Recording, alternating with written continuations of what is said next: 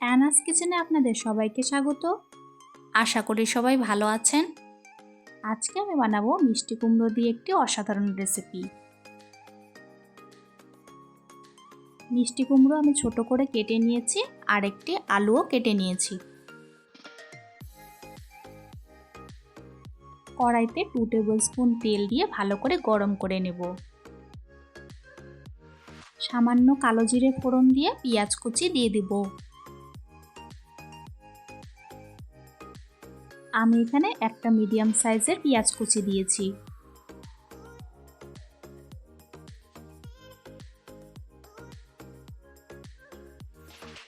পেঁয়াজ হালকা ভাজা হয়ে আসলে 1 টিস্পুন রসুন কুচি দিয়ে দিব।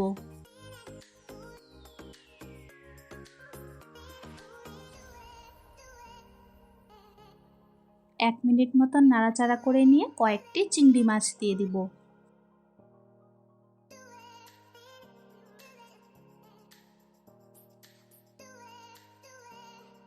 এখন চিংড়ি মাছগুলো ভালো করে ভেজে নেব। এরপর স্বাদ মতো নুন ও কেটে রাখা আলুগুলো ছেড়ে দেব। যতক্ষণে আলুগুলো ভাজা হচ্ছে সেই টাইমে একটি মশলা তৈরি করে রাখবো। হাফ টিস্পুন করে হলুদ গুঁড়ো, লঙ্কা গুঁড়ো, জিরে গুঁড়ো ও ধনে গুঁড়ো। মশলাগুলোতে জল দিয়ে গুলে রাখবো। সব কিছু খুব ভালো মতো ভাজা হয়ে গেছে। এখন মিষ্টি কুমড়োগুলো ছেড়ে দেব।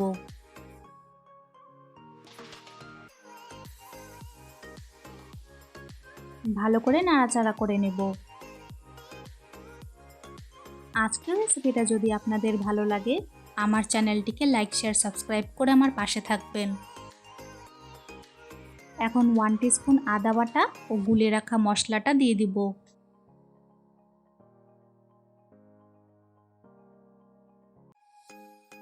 মশলা দিয়ে সবকিছু ভালো করে মিশিয়ে নেব।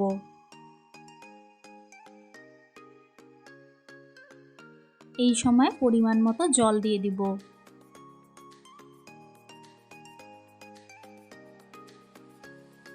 লো টু মিডিয়াম ফ্লেমে 4-5 মিনিটের জন্য ফুটিয়ে নেব। 4-5 মিনিট পর সবকিছু খুব ভালো মতো কুক হয়ে গেছে। এখন 1 টিস্পুন চিনি ও 1 টিস্পুন গরম মশলা বাটা দিয়ে দিব।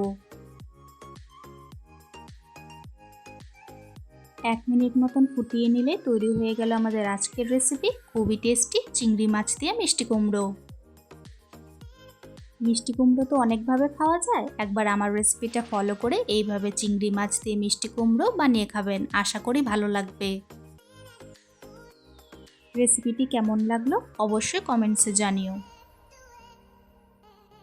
আজকের ভিডিও দেখার জন্য সবাইকে অনেক ধন্যবাদ। সবাই খুব ভালো থাকবেন।